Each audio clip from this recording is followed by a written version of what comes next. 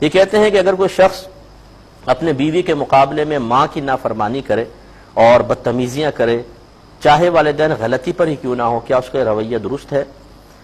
دیکھیں، پہلی بات یاد رکھیے کہ نبی کریم صلی اللہ علیہ وسلم نے ارشاد فرمایا کہ ماں اور باپ، مفہوم اس کا یہ ہے کہ ماں باپ کے سامنے اگر کوئی بدتمیزی کرتا ہے، نافرمانی کرتا ہے، وہ جہنم میں جائے گا۔ کسی نے پوچھا رسول اللہ صلی اللہ علیہ وسلم چاہے وہ ظلم کریں؟ ارشاد فرمایا اگرچہ وہ ظلم کریں، اگرچہ وہ ظلم کریں، اگرچہ وہ ظلم کریں۔ کہنے کا مطلب یہ ہے کہ ماں باپ سے بھی غلطی ہو سکتی ہے، بتقاضائے بشریت، وہ بھی انسان ہے، لیکن اولاد کو یہ حق حاصل نہیں ہے کہ پہلی بات کہ اپنے والدین کی غلطی پہ ان کی گرفت کرے، نمبر 2 ان سے بدتمیزیاں کرے، نمبر 3 اس کو بنیاد بنا کر ان کی نافرمانی کو اپنے لیے جائز اور درست قرار دے۔ یہ سب حرام اور گناہ ہے، اور خصوصاً بیوی کے مقابلے میں ہرگز ایسا نہ کریں۔ بہت سے نادان ایسے ہیں کہ بیوی کو یہاں کھڑا کریں گے، ماں کو یہاں کھڑا کریں گے۔ اب ماں اگر بول رہی ہے اور بیوی بول رہی ہے، بیوی جب بولے گی تو خاموش ہو جائیں گے، اس کو بولنے دیں گے، اور جب ماں بولے گی خود بیچ میں آ جائیں گے، امی آپ ایسا نہ کریں، امی آپ بہت بولتی ہیں۔ ارے بھائی نکھٹو اور بدھو انسان، اگر 2 عورتیں لڑ رہی ہیں، 2 سپر پاور ٹکرا رہی ہیں تو تم درمیان سے نکل جاؤ، کرنے دو، چلو پھر بعد میں مل کے بیٹھ جائیں گے، لیکن آپ خود بیچ میں آ کر اپنے آپ کو تباہ و برباد کر رہے ہیں۔ اس کے لیے ایک واقعہ سماعت فرما لیں مختصر سا۔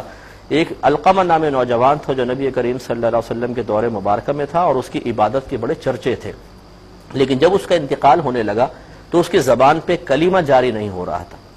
تو رحمت کونین صلی اللہ علیہ وسلم کی بارگاہ میں جب یہ معاملہ پیش کیا گیا تو آپ نے ارشاد فرمایا کہ کیا اس کے ماں باپ میں سے کوئی ایک زندہ ہیں؟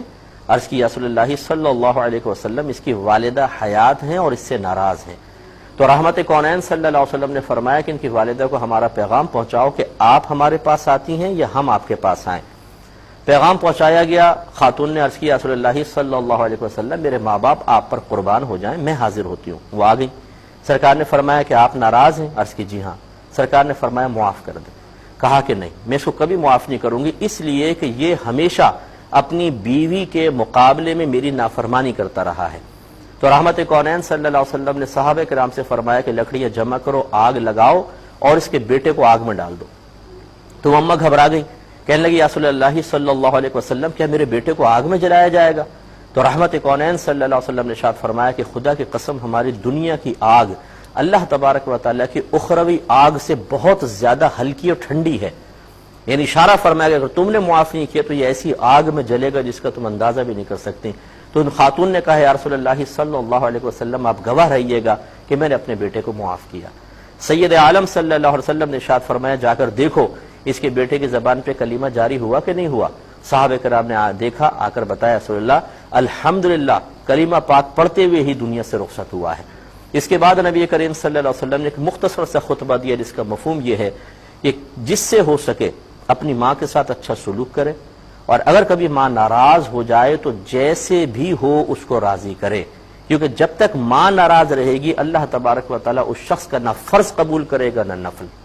تو اس سے ذرا وہ لوگ بھی سبق حاصل کریں، چہرے پہ داڑیاں ہیں، سروں پہ امامے رکھے ہوئے ہیں، لباس ایسا پہنا ہوا ہے کہ دیکھیں تو اللہ کا ولی محسوس ہو، باہر عارض انکساری کا عالم یہ ہے کہ جی حضور میں تو کتا ہوں، میں تو نکما ہوں، اور گھر میں آ کے بیوی کے مقابلے میں ماں سے بدتمیزیاں کرنا، تھوڑی سی تنخواہ ہاتھ پہ رکھ کر ماں کی عزت اتار کے ہاتھ پہ رکھنے کو جائز قرار دینا، یہ بالکل غلط ہے، حرام ہے، گناہ کبیرہ ہے۔ ماں کے قدموں میں گر کے معافی مانگے۔